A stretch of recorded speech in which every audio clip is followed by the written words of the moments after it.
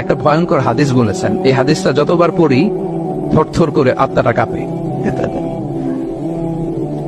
কিয়ামতের দিন আল্লাহ তাআলা অনেক শহীদকে বলবেন তুমি জাহান্নামে যাও। সে বলবে আল্লাহ আমি জাহান্নামে যাবো, আমি তো রক্ত দিয়েছি তোমার জন্য, লিইলাহি কালিমাতিল্লাহ,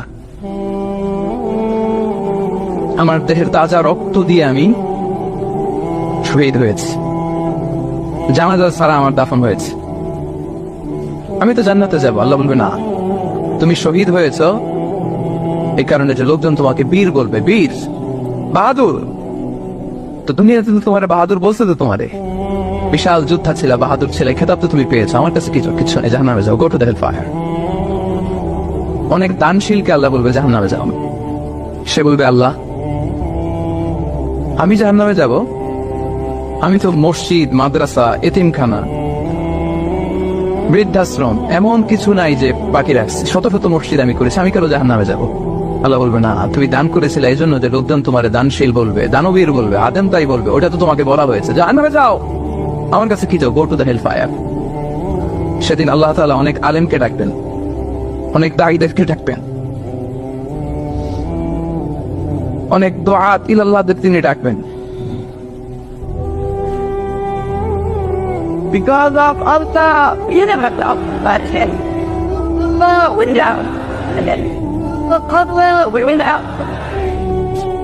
সেদিন অনেক দুআত ইলাল্লাহদেরকে ডেকে আল্লাহ বলবেন যে তুমিও জাহান্নামে যাবে।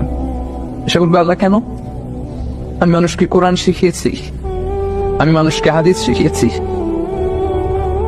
আমার কথা শুনে অনেক নামাজ পড়েছে, আমার কথা শুনে অনেকে দাঁড়িয়ে রেখেছে, আগে সুদ খেত, আমার কথা শুনে সুদ বন্ধ করেছে, আমার কথা শুনে তো আল্লাহ এরা নামাজি হয়ে গিয়েছে। দ্য এন্টায়ার সোসাইটি সুদ বন্ধ করেছে, নামাজ ধরেছে, তারা ফরজ যাকাত দিত, আমি কেন জাহান্নামে যাব?